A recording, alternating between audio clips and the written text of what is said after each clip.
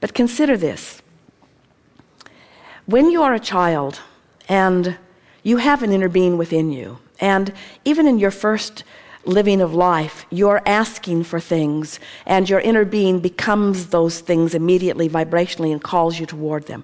So right away in your first days, but certainly you can be consciously aware of it in your first year and 2 and 3 and 4, that you have inclinations because the source within you is definitely calling you toward your prescribed path. Now, sometimes people worry about that. Oh, a 2-year-old or a 1-year-old is guiding his own course, and we say, you got to remember, this is very old energy. This is energy that was leaping in at a very powerful rate after living a lot of life, and so you were hardly new at this.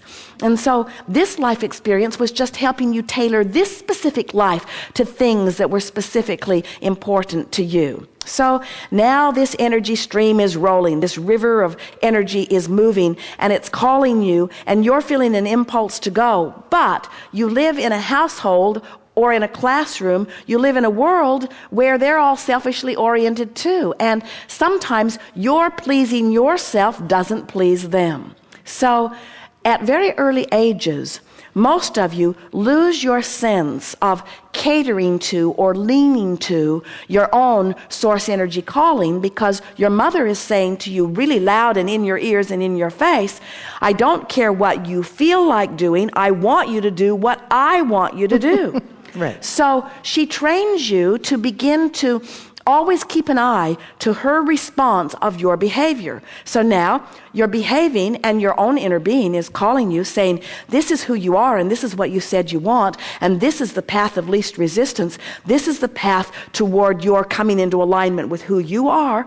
And while you're feeling that, you're hearing your mother saying, now I said, and I'm not going to tell you again, that you're not to go do that. You are to come here and do this. And it doesn't take very long before most of you have an inner being that's drowned out by the ruckus that's going on around. Now, your mother meant really well, but she did something that she didn't count on doing, and that is she trained you away from your guidance system, which meant now you're on the hunt for guidance. So now you're listening to your peers, now you're listening to your boyfriend, now you're listening to the television, now you're listening to the health nuts. Now you're listening to the media. Now you're listening, and then you say, and how odd, the officials who should know how to guide me have come out with 2 studies, and one says this and the other says the opposite. And right. We say, you've been looking for love in all the wrong places long enough. Stop listening to them. They don't know. They don't know who you were coming in. They don't know what your life has caused you to become. They don't know where you are in relationship to who you want to be. In other words, there are so many standards. There are young girls that have the standard of fitting the eye of the model that has been established, that are depriving themselves of wellness, that are starving their bodies, their organs are shutting down for the sake of something that someone else wants for them and that they want on the outside, where the source within them is calling them toward not only the beauty that they crave and should very well have, but the physical well-being as well. In other words, you don't have to give up one thing to have another. You can have it all. And the reason you can have it all is because in every segment of your life experience from wherever you are standing, you're asking for the next thing that you want, you see. So first order of business is make a decision that you're not going to look out there at the studies and at the experts. The experts are disagreeing with one another on every subject in the world. It's just not working out well at all to wait for somebody else out there to figure out your life. Yes. You're here Yes. to live it, to figure it out, to live it, to give birth to the ideas and then to line up with them, you see. Yes. I really do see that. I mean, that's the entire part of health is really, if I feel sick, I want to go to a doctor who's going to fix it, and I know that's not the place to go. Here's the thing that's interesting about all of this is that when you are pudgy, as you say, and you want to be more slender, it's interesting that the idea of trying to find the image of more slender, when it comes out of the image of being pudgy, it's already watered down. It's like when you're sick, that's when you want to be well. But it's really an infrequent thing. People hardly ever do it, where they just deliberately look for a feeling of well-being. Esther was watching Jerry the other day. He had gone outside. They were going to move the bus from one city to another.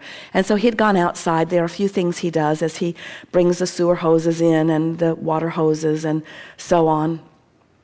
And Esther prepares the inside while he prepares the outside. And Esther was ready to bring the sliders in, but she has to turn the big engine on this diesel bus in order for the sliders. Those are rooms that extend out past the normal driving walls of the bus.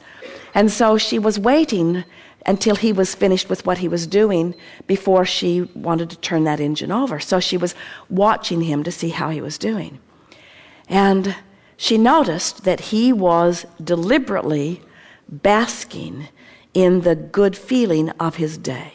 She saw him bending deliberately, stretching deliberately. She saw him stop for a moment and think. She saw him actually look up and try to feel the air on his skin. She saw him breathe deeply. She knew he was intentionally feeling good. Imagine, for no good reason. Intentionally feeling good. Not feeling good to try to compensate for feeling bad. Intentionally feeling good, you see. And this is the thing. We want you to realize you can't intentionally feel good from a place of not feeling bad if you feel bad. In other words, we get it that wherever you are is where you are. But if you could make peace with where you are and then let your reaching for those feelings that feel better, just more, in other words, from a neutral place of, most of you have made food your enemy because almost everything you eat, somebody has told you that there's something inherently wrong with it. And so it's a rare one of you who really enjoys or plans what you eat. And so our encouragement is that you make a decision that you're going to be more deliberate about more things and not in a compensating fashion. In other words, if you will start appreciating your body just for the sake of appreciating it, not for the ulterior motive of getting it whipped into shape, but just for the reason of appreciating it, if you will just breathe on purpose and smell delicious air on purpose and bask in the beauty of the day on purpose and revel in the dexterity of your body on purpose and feel the vitality of your body on purpose and appreciate your body on purpose, you'll start tuning yourself to that vibrational escrow image of yourself, and your body must follow the vibrational suit. It just has to. And anything else that's happening is not because of what you're doing in terms of action. It's vibrational. It's all vibrational. It's all vibrational. It's all vibrational. It's all vibrational. It's all. Did we say that it's all vibrational? I get that. It's all vibrational. Good enough? That. Great. Good time for a segment of refreshment. We are complete.